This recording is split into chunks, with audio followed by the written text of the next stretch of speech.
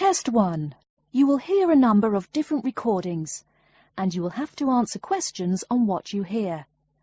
There will be time for you to read the instructions and questions, and you will have a chance to check your work. All the recordings will be played once only. The test is in 4 sections. At the end of the test, you will be given 10 minutes to transfer your answers to an answer sheet. Now turn to Section 1. Section 1. You will hear a conversation between a clerk from a moving company and a woman who wants to relocate to the United States. First, you have some time to look at questions 1 to 6.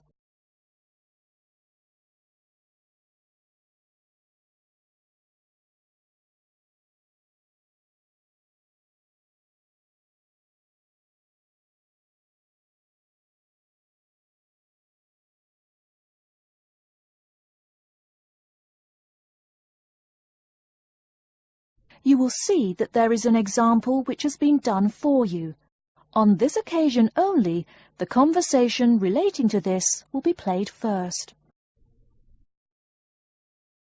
Good morning, ma'am, and welcome to Australia's moving experience. How can I help you? Well, I hope you can help me. I'm so up in the air right now.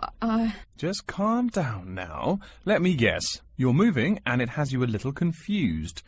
That's it exactly.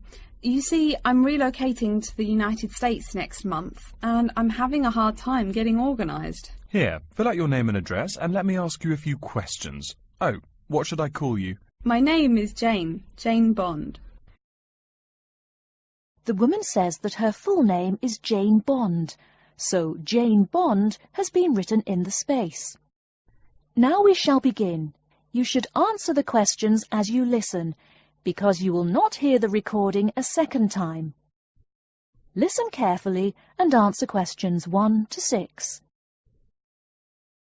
Good morning, ma'am, and welcome to Australia's moving experience. How can I help you? Well, I hope you can help me. I'm so up in the air right now. Just calm down now. Let me guess. You're moving and it has you a little confused. That's it exactly. You see, I'm relocating to the United States next month, and I'm having a hard time getting organised. Here, fill out your name and address and let me ask you a few questions. Oh, what should I call you? My name is Jane Bond. OK, Jane, first of all, what's your work phone number? In case I have any questions about things. My work phone is 9463 550. But please try not to call me too often there. My boss hates personal calls. So does mine, ma'am. So does mine. And what address should we ship your things to? My new company is letting me stay temporarily at 509 Clark House. That's CLARK. 1137 University Drive in Seattle. Seattle? Beautiful city, I hear. Mountains right beside the ocean almost. Cooler than Australia, too. OK, and when should we come pack your things? I guess that would be on Monday, March 11th. Do you want any help with an after-packing clean-up? We do that for a small additional charge. Yes, that would be helpful. I promised the landlord I'd give her the keys back by 5 p.m. on Thursday the 14th. Great. We'll just schedule the clean-up for that day. That way, the place will smell clean and there'll be no dust. Well, you do think of everything. Oh, how much is this going to cost? Here is a list of our basic prices. Oh, dear. This seems rather expensive. Yes, ma'am, but you're paying for the best. We're careful and we're fast. Like we say, the only thing we break are speed records getting you moved. Well, maybe that's so. Oh, I nearly forgot to tell you. I don't want my furniture shipped with me. I won't be looking for an apartment till after I arrive in America. Would it be possible to put my furniture in storage here for a month, then have it sent along later? Of course, we do that all the time. A couple of other things. Here at A Moving Experience, we try to pack your things logically. We don't just throw stuff in boxes. Before you hear the rest of the conversation, you have some time to look at questions 7 to 10.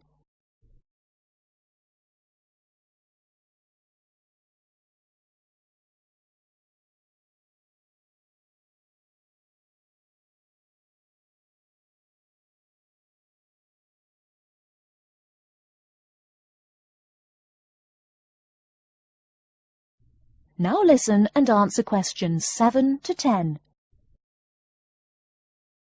Do you have any special requests? You know, things you want packed in some special place so you know where to find them. Like what? Oh, I don't know. Things like dishes, maybe. Not to be rude, but you look like a lady who likes to eat. Ah, yes, I need my dishes and things where I can find them quickly. Great. We'll put those dishes and cutlery in what we call the emergency pack. Can you think of anything else? I do have an antique tea kettle my great-grandmother gave my mother. I wouldn't want to lose that. So I guess you'd better put that in storage with the furniture. Grandma's tea kettle with the furniture. Got it. Say, how about things like your alarm clock? You don't want to miss your plane on the big day, right? Well, you certainly think of everything. Yes, that's right. I'll also need my alarm clock where I can find it. Fine, we'll put that in your personal package. And of course, we'll give you a list of where we pack everything. So all you'll have to do on Thursday the 14th is grab your luggage on your way out the door. I couldn't help noticing the new CD player you're carrying. Is that a Samsung?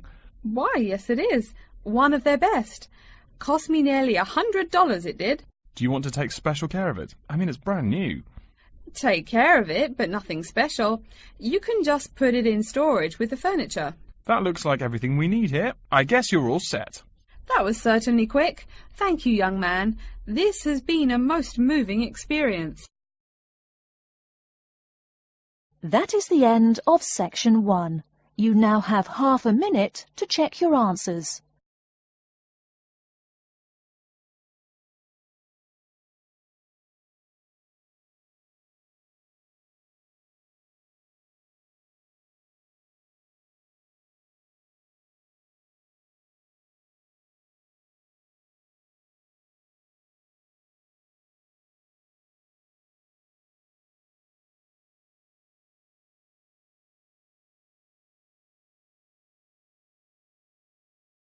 Now turn to section 2.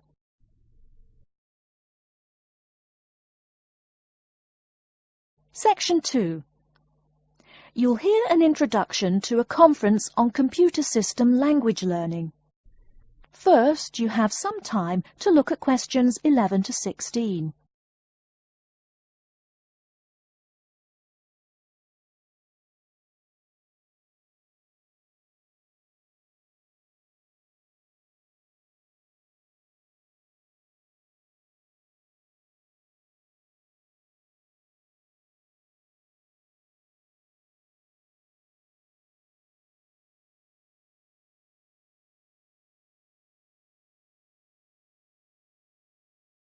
Now, listen carefully and answer questions 11 to 16. Good morning, everyone, and welcome to the second annual Wallabaloo Conference on Mastering Computer Languages. I hope you all had a good trip. Before we get underway with today's program, let me fill you in as to what's on tap for tomorrow, Sunday, February 19th. At 9 a.m., right here in the main hall, we'll be hearing a lecture from Dr. John Smith about computer as teacher. Professor Smith from the University of Melbourne is a world-class expert in the field of computer-assisted education, and his talk promises to be both stimulating and informative. Immediately afterwards, at 10:30, there will be a presentation of papers by various delegates. That, however, will take place in the garden room on the ground floor. If you don't yet know, the garden room is also called the ballroom, and will be gathering at the west end, the slightly raised area called Level 2. Just look for the crowd. If you get lost, there are signs in the foyer. After all that thinking, talking and listening, I expect everyone will be a bit weary. So at 11:15, there will be a break for coffee, cookies and other light refreshments. These will be available at the aptly named refreshment stand, placed by the door back here in the main hall. Also, if you choose to skip the formal lunch, you can buy a packed lunch at the stand for a reasonable price. I strongly urge you, however, to join us at the formal lunch. That won't be till 1 o'clock sharp, so you have time to stroll about town a bit. We'll be eating at the Seaview restaurant. The restaurant is located right here in the hotel on the top floor. It's a good dozen flights of stairs, so I suggest you take the lift on the ground floor, eh? If you're not fond of fish, there's an all-you-can-eat barbecue available as well. They even offer wallaby meat. After lunch, we'll troop back downstairs to level 2 in the ballroom for the presentation of further papers, which will begin at 2 p.m. Please try to be on time. I know you'll be a bit tired after lunch, but the ballroom echoes so with people coming in late. Thank you in advance. Once we've heard the papers, we'll break for afternoon tea at 3:10 p.m. No need to walk. The manager of the refreshment stand has graciously agreed to have tea served in the ballroom. He's even promised us some special scones, baked from a recipe of his dear old Scottish grandmother. Then, tea being drunk and scones munched, we'll retire here to the main hall for some closing remarks and questions. So, by 5 o'clock, we should have the conference wrapped up. But the fun isn't over. This is Australia, mates. We'll be flocking to the hotel's own Palm Lounge on the east side of the foyer for an informal reception. You can relax, mingle with the other delegates, and let your hair down a bit. This will run from 5:10 to 6:10, though you're free to stay as long as you like. The lounge manager has informed me that for the duration of the actual reception, you can have all-you-can-drink beer for $20 with purchase of an advance ticket. Before you hear the rest of the talk, you have some time to look at questions 17 to 20.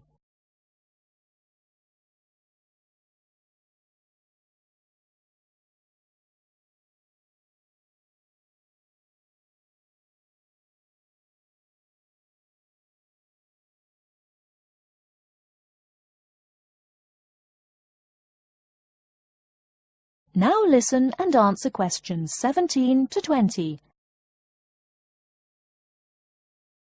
And yes, tickets can be purchased from any conference organizer or at the front desk any time between now and the start of the reception.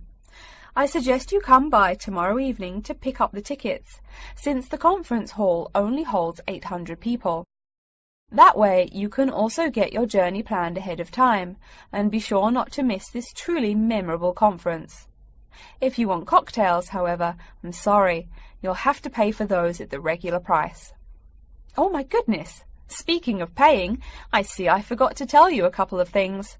The first is about lunch. The charge for the lunch will be $15 for all you delegates.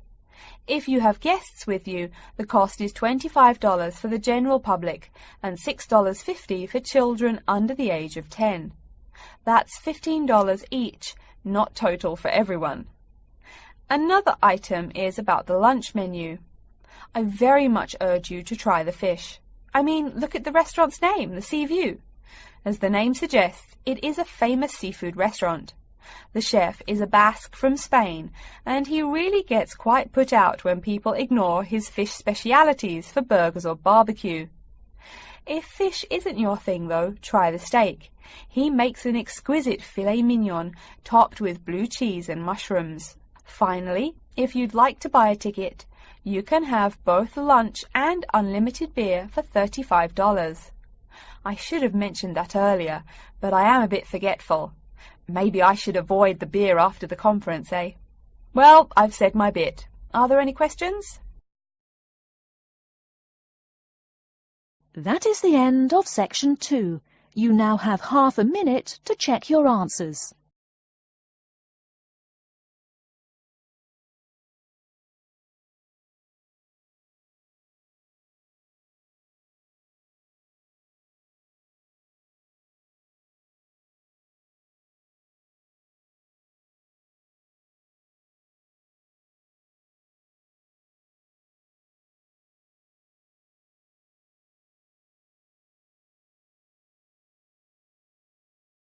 Now turn to section 3.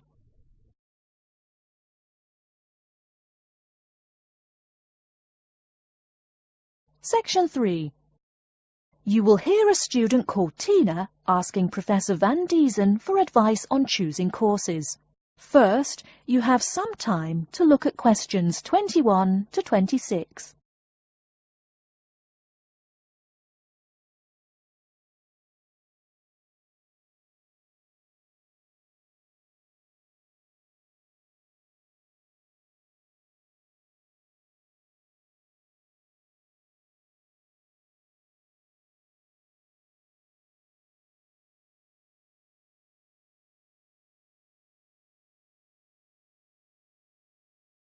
Now listen carefully and answer questions 21 to 26. Hello, are you Professor Van Diesen? Yes, I am. And who might you be? Oh, sorry, my name is Tina. I'm a freshman here. They told me I should ask you for advice in choosing courses. Well, that's part of what I'm here for. Please come in and sit down. Now, what are your questions? I almost don't know. Everything is so confusing. Like, what is a specialized course? Oh, easy. A specialized course is one that is compulsory, meaning it's a requirement for your major, and regular, so you can't place out by taking a proficiency exam. That sounds pretty strict. Then what are all these general courses? I seem to have to take so many. Nothing to be alarmed over. These are courses open to all students and not directly related to your major. The university offers these general courses to choose so that you can become more well-rounded individuals. For example, I see you're a microbiology major, so it might be a good idea to take some literature or history courses so that you can know something besides all science. You mean these courses are like for fun? That might be one way to look at it, but don't tell the literature professor such a thing. Think of a general course as the opposite of a specified course. A specified course is one that pertains directly to your major. So, can I take any microbiology course I want? Let's see. Oh, those courses used to be open to microbiology students only. The good thing is now it's open to students on a flexible schedule, so it's not only for full-time students. So the answer is yes, if you have the instructor's permission. May I ask you why you chose microbiology?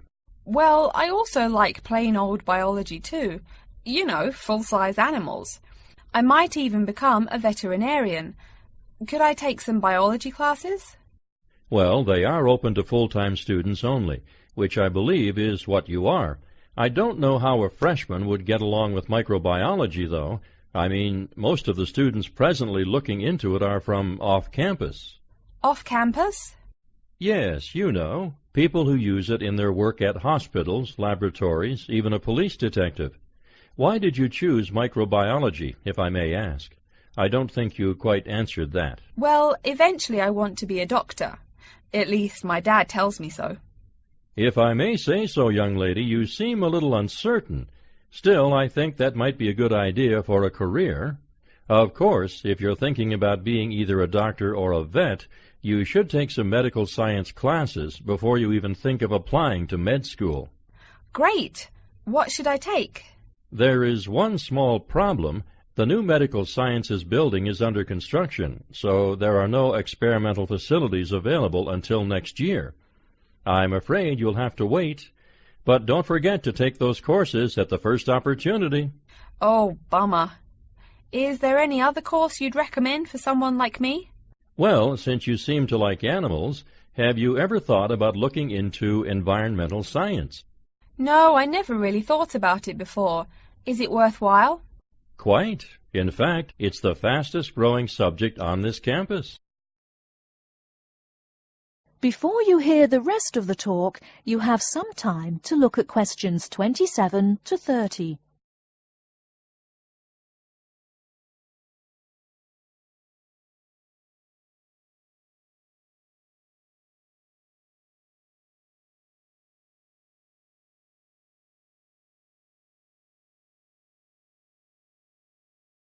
Now listen and answer questions 27 to 30.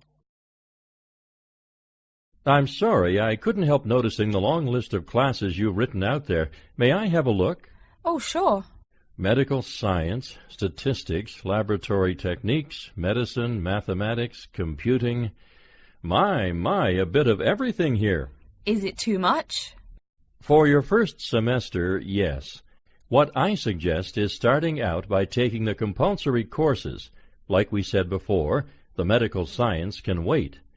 Consider taking that in your sophomore year. I think I'd put off computing, too. I recommend to all freshmen that I talk to get the compulsory mathematics out of the way as early as possible, so take that one. It'll be one less difficult course you have to focus on when the science lab opens next year, and you have to catch up on classes like laboratory techniques. Your major also requires statistics, so you have to balance 2 math classes, and no doubt you should take that. Otherwise, get your required medicine course out of the way by taking something theory-based. Oh, of course, and your environmental science class, if you're interested. The others can wait, though I think computing is definitely a good idea, even though it's not required. I see, too, on your paper there you seem to have had high marks on the entrance exam. Yeah, I guess so. Don't be shy. Have you thought about applying for a scholarship? Do they have any? I mean, my dad is always complaining about how much money it costs him. In your department there are actually 3 full scholarships available. They cover tuition and provide $1,500 cash. $1,500 cash? Party! Please, miss, the money is intended more as a textbook allowance, not party money. If you promise to behave, I'll show you how to apply. Great, and thanks. That is the end of Section 3. You now have half a minute to check your answers.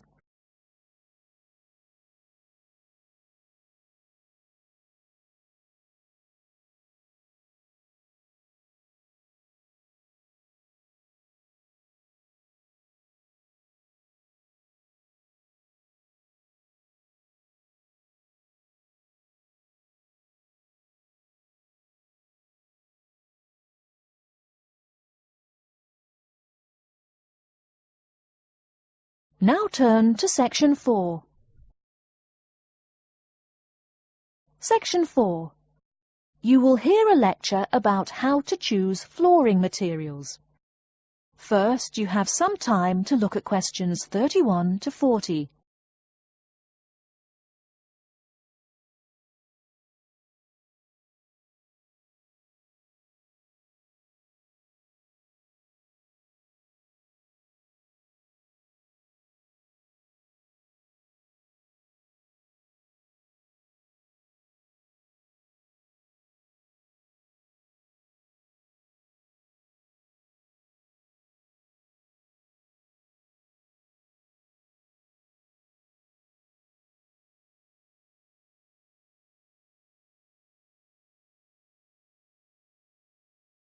Now listen carefully and answer questions 31 to 40.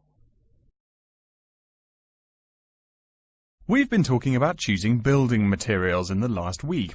Now, a great many factors influence the choice of building materials. You can't make a house of cards, right? And people who live in glass houses and all that. Anyhow, today I'd like to say a few words about flooring. Some artificial materials can be used, like plastic for instance, which offer mixed blessings when used as a flooring surface. On the one hand, plastic is cheaper than nearly any other alternative, short of bare ground. Plastic also does not warp like wood. On the other hand, the best that can be said about plastic is that it looks like wood or stone. However, it cannot replace the real materials. As I have mentioned, I'm fixing up a new house. The decorator my wife hired told me plastic does a great job of looking exactly like plastic. Besides, it scratches easily, fades or discolors, and starts cracking within a year or two. So, if you're fitting out a sleazy hotel or plan to live in a trailer park, go with the plastic. Really though, for all intents and purposes, this leaves us with wood or stone as choices for flooring. Stone and wood are alike in at least one respect. Both go through processing before they can be put to use. Since few of us cut our own lumber or quarry our own stone, this is not perhaps a pressing concern. Still, do-it-yourselfers would do well to remember to buy only properly seasoned wood. Unseasoned wood warps, and a warped floor quickly becomes firewood, and its owner quickly becomes poorer. Likewise, except for dull-hued materials like slate or sandstone, most stone floors are polished before installation. The choice goes well beyond just wood or stone. Each type requires many further considerations. A few special remarks are called for when considering wood. For example, as always, aesthetics, personal taste and layout all play roles, as well as the type of house or room. Oh, and certainly don't forget the cost. When it comes to cost, a rule of thumb is that the softer and less exotic the wood, the lower the cost. In the US, for instance, pine is both ubiquitous and cheap. Mahogany is imported and exorbitantly expensive. If you're on any kind of budget when remodeling, it's really helpful to remember to go for the softer woods. Aside from cost, there are still lots of different factors that are important in choosing the best flooring for the job. Continuing with the example of wood, one must consider the effects of each type of wood on the mood of the room. When selecting the best wood to use, particular attention needs to be paid to its grain patterns, texture, and colour. In rooms where relaxation or deep thought is the aim, say bedrooms or the study, dark, strong-grained woods are the rule. Here, the grain ought to match the furniture for a feeling of homogeneity. In rooms where activity and motion are typical, the dining room or living room, lighter, finer-grained lumber is more suitable. In such a setting, the wood grain might be useful in offering a contrast to the furniture. This leads to a feel of subconscious excitement in keeping with the room's function. In either case, though, consult a decorator. It is a decorator's job to know what materials to use to fit the function of the room. Though some things about putting together a room are subjective and based on one's individual taste, materials appropriate to a room's function are much more straightforward. A decorator takes the needs of the customer and uses a mathematical formula rather than subjective words. Since feelings vary from person to person, verbal descriptions of wood types tend to be ambiguous. You want the wood you select, not something approximate. And if you do decide to do it yourself, remember that all wood must be treated with preservatives to enhance its appearance and preserve its natural beauty. In the case of stone, or quarry tile, as flat-cut flooring stone is properly called, a new set of considerations must be weighed up. Simple colour aside, the degree of reflection must be kept in mind. This is called the reflectance rate, which is expressed in a number between 0.0 and 1.0, depending on the amount of light it reflects. At one end of the scale is polished silver. At a rating of 1.0, this shiny surface reflects nearly all of the light directed at it. Numbers closer to 0 describe materials that absorb more light. Moving down the scale a bit, we see that plastic that has been painted white has a rate of 0.8, which makes sense. We know that the colour white reflects all other colour, while black absorbs all colour, and plastic itself is a relatively reflective material. Materials that are denser and darker have reflectance rates much closer to 0. The quarry tile I mentioned a while ago has a rate of 0.1. As you may know, quarry tile is generally dark brown and made from clay, so it is quite dense. Of course, there is considerable variation among types of quarry tile because of the hue or treatment of the clay during its creation. Does anyone have any guesses as to what material may have a rate of almost 0.0? We can guess most of these materials are black in colour, but plastic, wood and even stone reflect some light. One material with a rate of almost 0.0 is black velvet. The texture produces almost no shine at all. Carrara marble, despite its white hue, is actually lower in reflectivity than black onyx. In any case, the fact that tiles vary somewhat should not be forgotten. A highly reflective floor would not be suitable in a library. It would be indispensable in a ballroom, should your home be large enough to feature one. Again, a rule of thumb is that light means lively. Since form and material follow function, one should only use the more reflective materials in rooms where the cultivation and expression of energy is important. Bear in mind, too, that most types of stone cost more than all but the rarest of wood. Of course, there is no reason why some rooms of a house should not feature wood floors or other stone tiles. You can even mix the two. A room with wood panels on the walls can have a beautiful stone floor. My bedroom has white birch walls and a light blue slate floor. The place looks like a Russian hunting lodge. Remember, though, go with what feels right for you. Good taste and the laws of interior design are the homeowner's servants, not his master. It's only beautiful when you decide it is. I mean, you're the one who lives there, not the decorator, right? Okay, are there any questions? That is the end of section 4. You now have half a minute to check your answers.